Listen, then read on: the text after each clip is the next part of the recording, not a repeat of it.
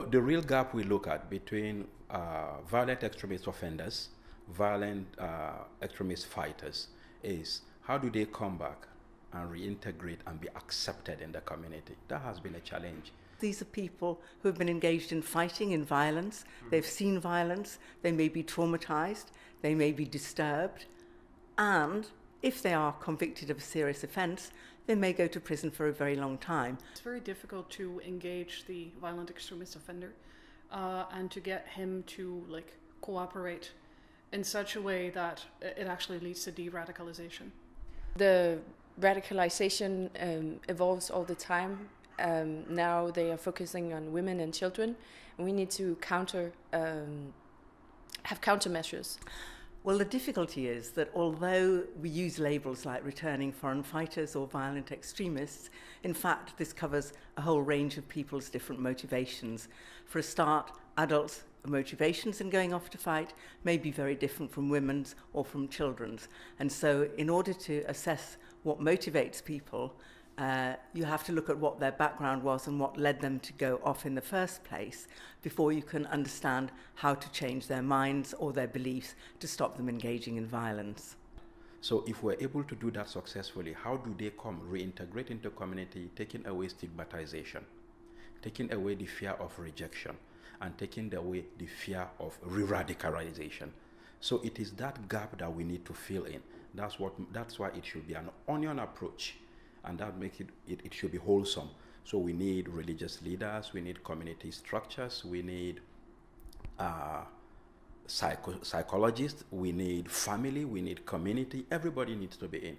Perhaps the most important message is that it is not simple to do this, and there is no one way of doing that, because every individual could be very dangerous, but every individual could also be changed.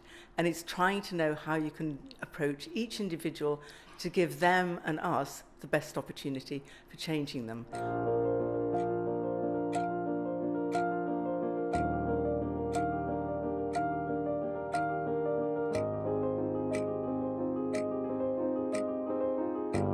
It's an evolving scenario in every country, and looking at what are the best practices that are coming from other spheres.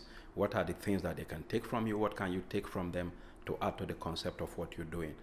And these forums are great just to bounce ideas, learn about other aspects, learn about other ways to deal with it. I learned a lot from the other participants what they have to do with in their region. So it's very, very useful for us. Getting a number of countries and a number of organizations together in one room and discussing these important issues will definitely help. It has been very beneficial and very fruitful. It created a platform for people from different countries to share their experiences as it concerns PCVE. I think it's essential.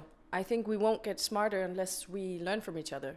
So obviously in different countries they have different backgrounds and different problems, and I think we can learn a great deal from them. Well, I think UNICRI has brought together a huge range of different country experiences, academic experience, and their own experience. So I think that after the first session this morning, I wasn't sure that I would have anything very useful to add to what was already said about the work that UNICRI has been doing. So I think that they have a very, very good understanding of this difficult problem, and they're working with so many different countries to try out different programs and projects that I think that they have already added quite a lot to the knowledge base that we have. I think the IIJ and UNICRI are working very well together. I personally have worked together with UNICRI on a number of occasions, and I believe that the shared knowledge and sharing best practices, sharing good practices, makes our partnership a very successful one.